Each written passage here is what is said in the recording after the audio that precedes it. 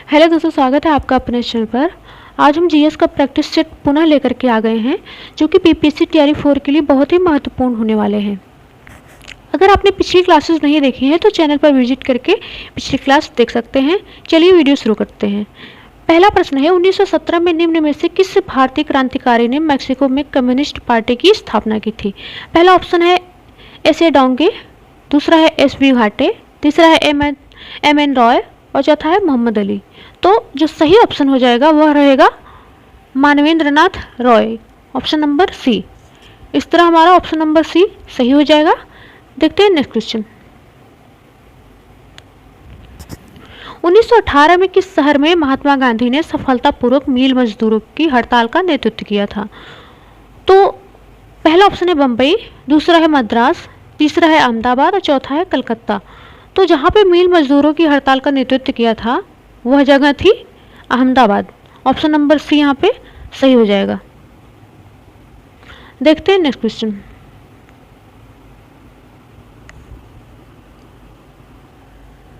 महात्मा गांधी ने भारत छोड़ो आंदोलन निम्नलिखित में से किस शहर से शुरू किया था? पहला है कराची, दूसरा है मद्रास, तीसरा है लाहौर और चौथा है बॉम्बे। तो 8 अगस्त 1942 को महात्मा गांधी ने बॉम्बे से भारत छोड़ो आंदोलन शुरू किया था। तो ऑप्शन नंबर डी में बॉम्बे दिया गया है, तो ये सही हो जाएगा। नेक्स्ट क्वेश्चन देखेंगे। वेद ऋषि कपिल का संबंध भारतीय दर्शन के डैश संप्रदाय से था? पहला है न्याय दर्शन से, दूसरा है वैशेषिक, तीसरा है सांख्य दर्शन, चौथा है मीमांसा। तो जो सही ऑप्शन हो जाएगा वह हो जाएगा ऑप्शन नंबर सी, सांख्य। कपिल किससे संबंधित थे? सांख्य से संबंधित थे।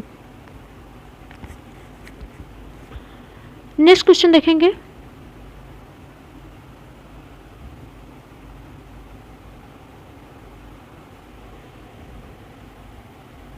स्वतंत्रता के बाद भारत के पहले वित्त मंत्री कौन थे?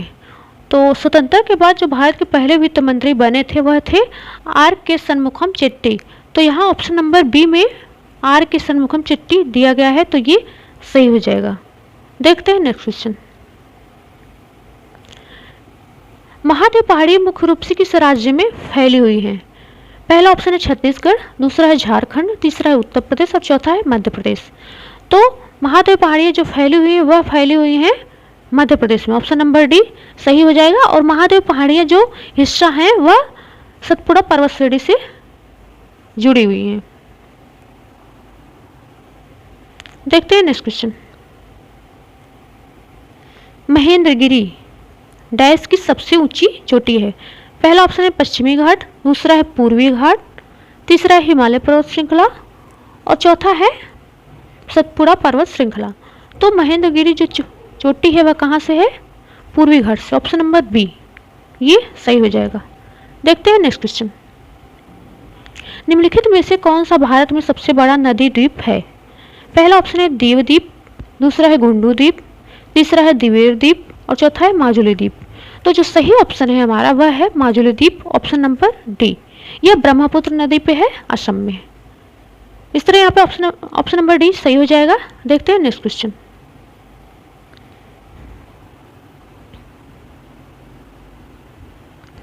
भारतीय संविधान के निम्नलिखित में से किस अनुच्छेद में यह वर्णित है कि संसद के पास संघ सूची में शामिल किसी भी मामले के संबंध में कानून बनाने की विशेष शक्तियां हैं? तो जो यह अनुच्छेद है वह कौन सा अनुच्छेद है? अनुच्छेद 246। अनुच्छेद 246 में यह शक्तियां दी गई हैं। तो ऑप्शन नंबर ए यहाँ पे सही हो जाएगा। नेक्स्ट क्वेश्चन देखेंगे। भारत के संविधान द्वारा प्रदत्त मौलिक अधिकारों के अनुसार राज्य डैश तक के सभी बच्चों को निःशुल्क और अनिवार्य शिक्षा प्रदान करने के लिए उत्तरदायी है। तो राज्य जो निःशुल्क और अनिवार्य शिक्षा प्रदान करने के उत्तरदायी है वह है बच्चों की उम्र 6 से 14 वर्ष तक। ऑप्शन नंबर ए यहाँ पे सही हो जाएगा। और इसका वर्णन किस में है? अनुच्छेद 21 में है। देखते हैं नेक्स्ट क्वेश्चन। लोकसभा के पहले स्पीकर कौन थे? पहला ऑप्शन है जीवी मावलंकर, दूसरा है सर्वपल्ली राधाकृष्णन, तीसरा है एम अनंत सायनम अयंगर और चौथा है डॉक्टर पी.वी. चेरियन। तो जो लोकसभा के पहले स्पीकर थे वह थे गणेश वासुदेव मावलंकर। तो ऑप्शन नंबर ए में जीवी मावलंकर यहाँ पे दिया गया है, तो ये सही हो जाएगा। देखते हैं next, sorry, option number A यहाँ पे जीवी मावलंकर सही हो जाएगा। देखते हैं नेक्स्ट क्वेश्चन। पंचायत का सदस्य बनने के लिए न्यूनतम आवश्यक आयु संविधान द्वारा निर्धारित क्या है? पहला ऑप्शन है 21 वर्ष, दूसरा है 35 वर्ष, तीसरा है 25 वर्ष और चौथा है 18 वर्ष।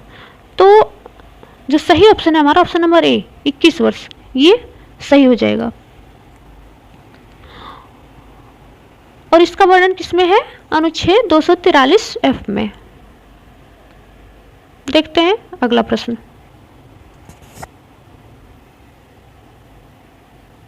एक उपकरण जिसका उपयोग एक परीक्षण करने के लिए किया जाता है कि कोई वस्तु आवेश प्रवाहित ले जा रही है या नहीं। तो जो इसमें सही ऑप्शन है हमारा ऑप्शन नंबर सी इलेक्ट्रोस्कोप।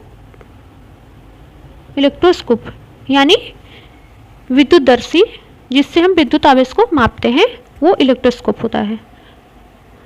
देखते हैं नेक्स्ट क्वेश्चन। प्रोटियम, ड्यूटेरियम और टाइटेरियम डैश के प्राकृतिक रूप में पाए जाने वाले समस्थानिक हैं। तो ये हाइड्रोजन के समस्थानिक हैं। ऑप्शन नंबर ए में हाइड्रोजन यहाँ पे दिया गया है, तो ये सही हो जाएगा। देखते हैं नेक्स्ट क्वेश्चन। फिटकरी बनाने के लिए बॉक्साइट को डैश में घोला जाता है। पहला ऑप्शन है बोरिक अम्ल, दूसरा है फास्फोरिक अम्ल, तीसरा है सिट्रिक अम्ल और चौथा है सल्फ्यूरिक अम्ल।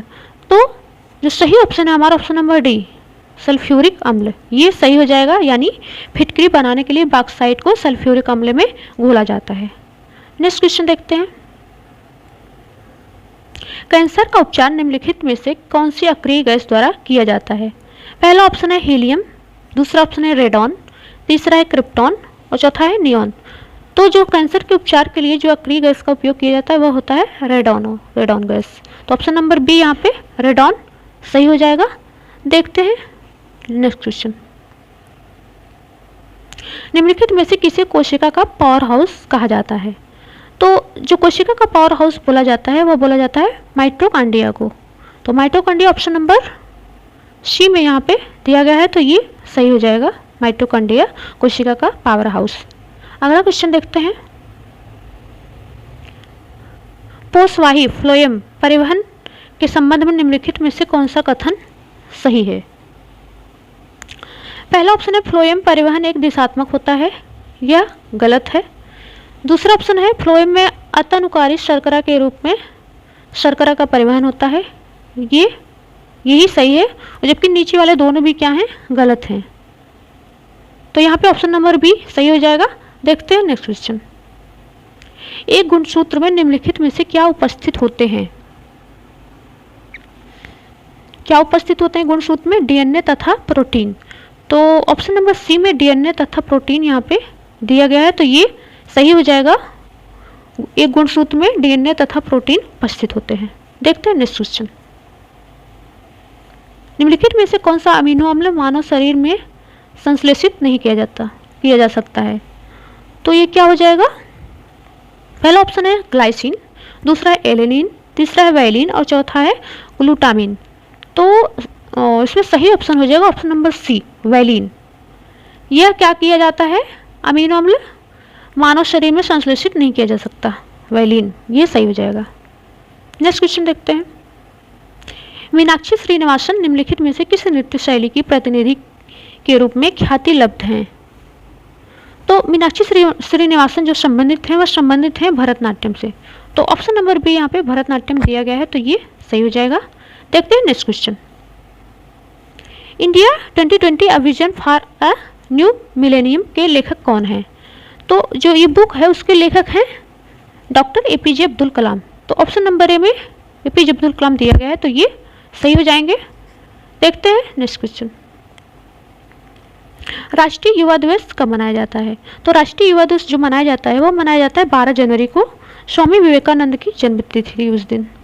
तो ऑप्शन नंबर बी यहाँ पे 12 जनवरी सही हो जाएगा। देखते हैं नेक्स्ट क्वेश्चन।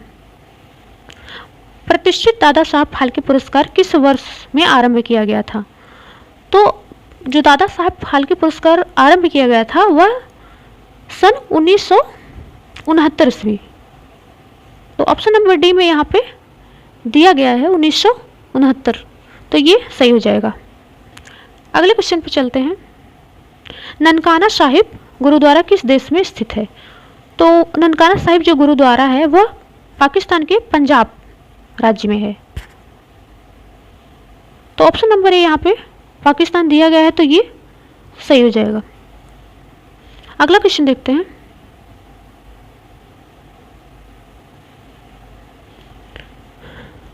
इसमें क्या करना है? खनिज और प्राप्ति स्थान से मिलाना है। तो अभ्रक कहाँ पे पाया जाता है? ज़्यादातर अभ्रक जो पाया जाता है वह पाया जाता है गया में। तो इससे मिला देंगे, इसको पहले को दूसरे से मिला देंगे। और स्वर्ण पाया जाता है मुंगेर में। और डोलोमाइट पाया जाता है रोहतास। और पेट्रोलियम किशनगंज। तो इस तरह हमारा 1 2, इस तरह हमारा ऑप्शन नंबर सी 2 1 4 3 ये सही हो जाएगा। देखते हैं नेक्स्ट क्वेश्चन। उलगुलान विद्रोह किससे जुड़ा था? पहला ऑप्शन है संथाल, दूसरा ऑप्शन है कच्छा नागा, और तीसरा ऑप्शन है कोल, और चौथा है बिरसा मुंडा। तो इसमें जो उलगुलान विद्रोह संबंधित है वह किससे था? बिरसा मुंडा। तो option number D Birsa Munda सही हो जाएगा। अगले क्वेश्चन पे चलते हैं। बिहार में कांग्रेस का प्रथम अधिवेशन कहाँ रखा गया था? तो बिहार में जो कांग्रेस का प्रथम अधिवेशन रखा गया था वो 1912 ईस्वी में पटना के बांकीपुर में रखा गया था। तो ऑप्शन नंबर ए पटना यहाँ पे सही हो जाएगा। अगला क्वेश्चन देख लेते हैं। हाल ही में ICAR के द्वारा बिहार के किस अनुसंधान केंद्र को राष्ट्रीय स्तर का संस्थान घोषित किया गया है? तो ये जो किया गया है मखाना अनुसंधान केंद्र, ऑप्शन नंबर बी ये सही हो जाएगा। लास्ट क्वेश्चन देख लेते हैं। हाल ही में बिहार के ग्रामीण विकास मंत्री ने राज्य में कितने ग्रामीण बाजार खोलने की घोषणा की है? तो जो घोषणा की है वह 16, ऑप्शन नंबर ए 16 बाजारों की घोषणा की है खोलने की। तो इस तरह ऑप्शन नंबर ए सही हो जाएगा। आज हमने कुल 30 प्रश्न किए जो कि बहुत ही महत्वपूर्ण प्रश्न हैं। तो इस वीडियो को आप ज़्यादा से ज़्यादा शेयर करिए और अगर पसंद आए तो लाइक करिए, चैनल को सब्सक्राइब कर लीजिए।